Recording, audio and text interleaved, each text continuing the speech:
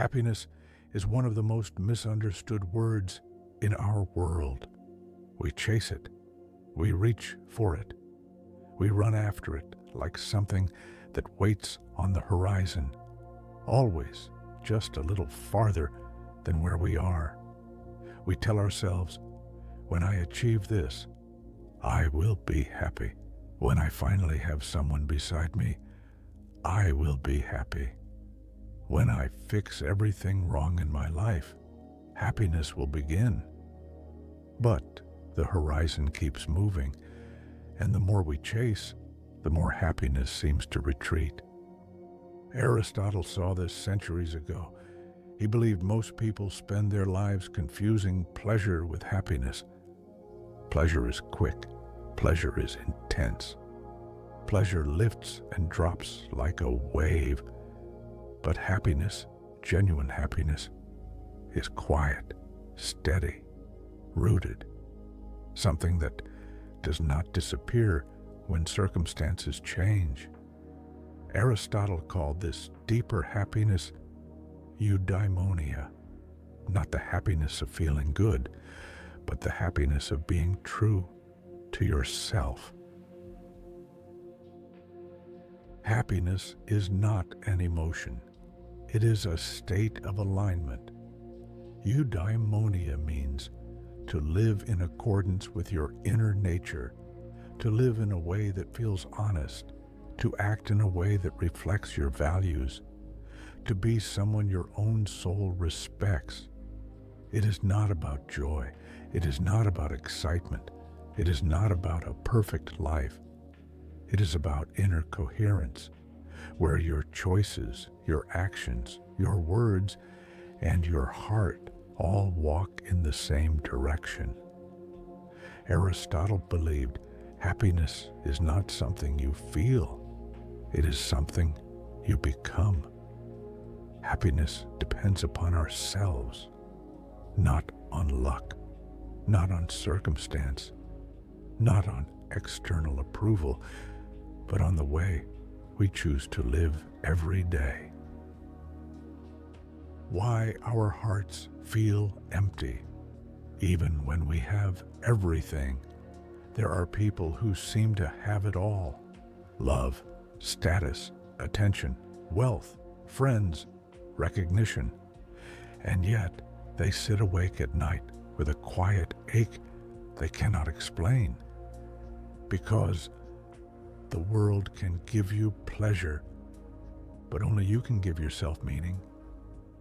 Aristotle believed the soul hungers for purpose, virtue, growth, integrity, self-respect. And when life moves without these, even the most glittering life becomes hollow. This is why success alone does not fulfill. This is why beauty alone does not heal. This is why pleasure alone does not satisfy. The soul is not fed through the senses. The soul is fed through alignment. Now, the three lives most people choose but bring no peace. Aristotle observed that most people try to build happiness in one of these three ways. 1. The life of pleasure chasing physical comfort, excitement, stimulation. This life rises and falls with emotion. It is unstable. 2nd, the life of achievement chasing success, admiration, legacy. This life depends on comparison. It is exhausting. 3rd, the life of convention, doing what everyone else does because it feels safer. This life is quiet, but it is numb. It is unexamined. None of these lives offer peace, because peace does not come from what you gain. It comes from who you become. Then the life that leads to eudaimonia. Aristotle believed the happiest life is the life of virtue, not virtue in the sense of morality or obedience, but virtue as the full expression of your best self.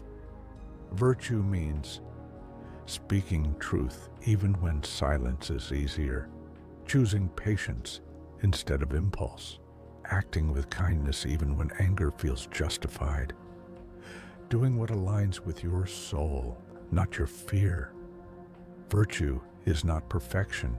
Virtue is practice. He wrote, "We are what we repeatedly do." Excellence, then, is not an act, but a habit. Happiness is not a moment.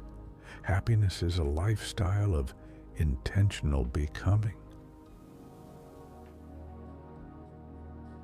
Eudaimonia feels like coming home to yourself.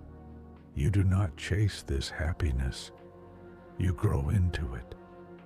It appears when you stop betraying yourself to be liked. You stop abandoning your truth to avoid conflict. You stop dimming your light to make others comfortable. It appears when you ask yourself, what kind of life feels honest to my soul? And you answer with action, not dreams, not promises, not intentions. Action, one small, sincere action at a time. But there is a cost to live a life of alignment. You must let go of the life built from fear. And fear does not leave quietly. It attaches itself to old habits, old identities, old relationships, old stories about who you think you are. To step into who you are becoming, you must release who you were taught to be. This is where courage comes in. Aristotle believed courage is the foundation of all virtue. You will never do anything in this world without courage, because a truthful life requires facing yourself, your shadow, your wounds, your patterns, your hopes, your pain, and your capacity for greatness. There is a moment in life when you begin to feel the quiet fatigue of pretending to be satisfied, pretending to be strong, pretending to not care, pretending that everything is fine. You smile, you work, you show up, you continue. And yet, inside something whispers, there is more to you than this. This whisper is not dissatisfaction, it is awakening. It is your soul reminding you that you were not born just to cope. You were born to be fully alive. Aristotle believed that every human being has a natural pull toward becoming their fullest self. He called this pull telos, your inherent purpose, your inner direction, your unfolding. And when your life does not reflect your inner nature, you don't feel wrong. You feel misplaced, not broken, not lost, just misaligned. Eudaimonia is the process of aligning your inner world with your outer life. Sadash, the first shift, choosing your own values. Most of us inherit our values from somewhere else, from family, from society, from school, from culture, from survival. We learn what we are supposed to want: achievement, beauty, approval, status, comfort, security. And we chase these things because everyone else is chasing them. But your soul does not care what everyone else wants. Your soul longs for what is true for you. Aristotle believed happiness is not possible until you choose your own values. So ask yourself gently, what matters to me? What feels meaningful? What feels honest? What feels real in my body? Not what impresses others, not what keeps the peace, not what makes you appear successful, but what makes you feel aligned. Only you can answer these questions. No one can choose your life for you. And the second shift, letting your actions match your truth. Once you know what matters, the question becomes, do my actions reflect it? Aristotle taught that virtue is not a feeling, it is a practice. You do not become kind by feeling kind. You become kind by acting with kindness. You do not become brave by waiting for courage. You become brave by moving through fear. You do not become wise by thinking deeply. You become wise by living what you understand. This is where Eudaimonia begins, when your behavior and your values finally align. If you value peace, you stop feeding chaos. If you value love, you stop choosing emotional starvation. If you value growth, you stop repeating the same patterns. If you value truth, you stop silencing your voice. Small actions, repeated daily, shape your soul. Aristotle wrote, "Character is the result of habit." In other words, your life becomes what you practice. And the third shift, let go of the life that is no longer yours. You cannot step into eudaimonia while holding on to what hurts you. This is where most people get stuck, not in not knowing what they want, but in being afraid to release what no longer fits. Because letting go is not simply a loss. It is also a death, the death of the version of you that endured, the death of the identity built from pleasing others, the death of the dreams that belong to your old self. Grief is not a sign that you're going the wrong way. Grief means you're changing. Aristotle believed that in the becoming of a virtuous life, you must outgrow the parts of you that were shaped by fear. And the truth is, you cannot become your true self while holding on to the life built for your old self. Letting go is not abandonment.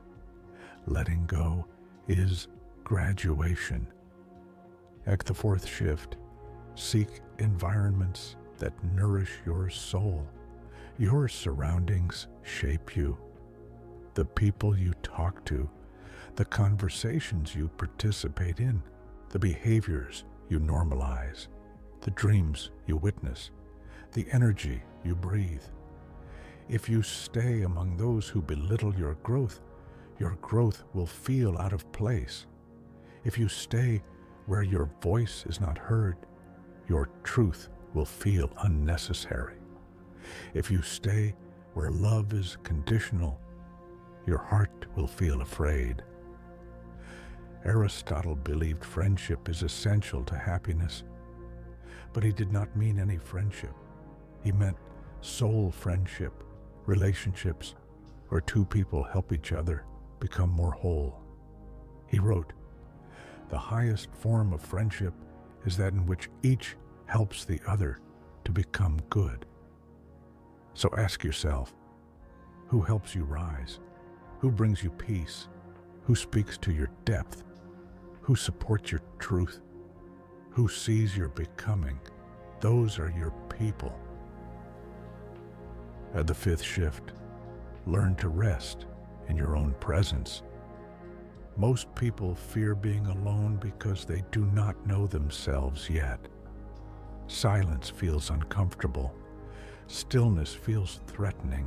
Emptiness feels like falling. But solitude is not loneliness. Solitude is where you meet your soul, where the mind slows, where the heart breathes, where the truth becomes clear again. Aristotle believed that contemplation, quiet reflection, is one of the highest expressions of being human. Not thinking to analyze, not thinking to worry, not thinking to predict, but thinking to feel your life from the inside. Sit with yourself, without distraction, not to solve, not to fix, just to be. Your presence is not something you must earn. Your presence is something you must remember. This is the middle of your becoming. You are no longer who you used to be, but you have not yet fully become who you are becoming. This in-between is sacred. It may feel uncertain, it may feel quiet, it may feel slow, but this is the space where your soul is reorganizing itself. Do not rush this. Do not judge this. Do not think you are failing because progress is invisible. The roots always grow deeper before the first leaf appears. You are in the rooting stage, and your foundation is forming. There comes a moment when the effort of becoming quiets. The pushing eases, the urgency fades, the racing thoughts soften, the self-criticism loosens its grip, the mind stops arguing with itself. You begin to feel something unfamiliar, stillness, not numbness, not emptiness, not distraction, but a deep, grounded sense of being okay right where you are. This is the first real sign of eudaimonia, not fireworks, not excitement, not a sudden, overwhelming joy, but a soft, steady rightness, like you have finally come home to yourself. Aristotle believed happiness is not something you chase. It is something that unfolds when the soul stops abandoning itself. Yet the emotional shift that marks true happiness. You begin to notice small, quiet changes. You no longer rush your day. You breathe more deeply. You move more slowly. You listen when someone speaks. You speak when something matters. You stop explaining yourself to be understood.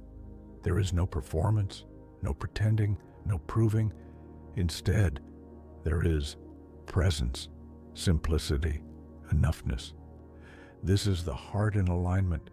Your life may not look different from the outside, but inside, everything has changed. You feel rooted.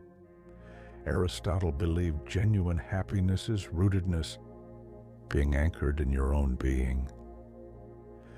The energy of the soul is the essence of life, meaning your inner experience shapes the way you live. When the soul is restless, life feels scattered. When the soul is aligned, life feels whole. Yet you discover happiness in ordinary moments. You realize that joy is not hidden in extraordinary events. It is in the warmth of sunlight on your skin, the quiet breath before speaking, the sound of your footsteps, the taste of morning tea, the comfort of your own thoughts, the softness of being unhurried. Life stops feeling like something you must conquer. Life begins to feel like something you're part of. You stop chasing meaning. Meaning begins to find you. You begin to trust yourself again. Self-trust is one of the most powerful signs of eudaimonia. It sounds like, I know who I am. I know what matters to me. I know when something is not for me. I know how to listen to my inner voice. This trust does not come from perfection. It comes from choosing what feels true, acting with integrity, staying consistent in small ways. You realize you may not know the whole path, but you know the next step, and the next step is always enough. Your relationships become clearer. Eudaimonia changes how you relate to others. You no longer seek love through pleasing, performing, shrinking, proving, chasing. You simply show up as yourself, gently, honestly, unapologetically. This draws different people into your life. People who listen when you speak, care about your inner world, encourage your growth, speak with sincerity, value your presence. Aristotle called this the highest form of friendship, a friendship between souls that nurture each other's goodness. The friend is the one who calls out the best in us. Your relationships transform not by effort, but by alignment.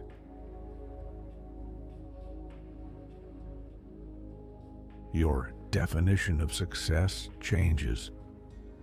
The world taught you to measure success externally: status, recognition, likes, income, attention. But Eudaimonia teaches you to measure success internally. Now, success feels like waking without dread, walking through your day with clarity, being proud of how you speak to others, choosing kindness over impulse, having a mind that is not at war with itself, resting without guilt, knowing your life is your own. This is not selfish. This is sovereignty. You are the author of your life now, not the world, not your past, not your fear. You. God, you become gentle with yourself. Something beautiful happens when the soul is no longer in conflict. Your tone toward yourself softens. No more. You're not enough. You should be better. You're late. You're wrong. Instead, it's okay. We go slowly. We learn. We try again. Self-compassion is not self-indulgence. It is self-respect. Aristotle believed virtue grows through moderation, meaning strength without cruelty, discipline without harshness, growth without self-abandonment. You become your own home, not a battlefield. Peace replaces urgency. You are no longer chasing life. You are living it. There is no rush to get somewhere, no hunger to prove something, no fear of falling behind. You realize there is no timeline. Your journey is not late. Your becoming is not delayed. Your soul is not behind. Everything is unfolding in its right time. The peace that emerges here is profound. A peace that does not depend on circumstances. A peace that remains even when life becomes uncertain.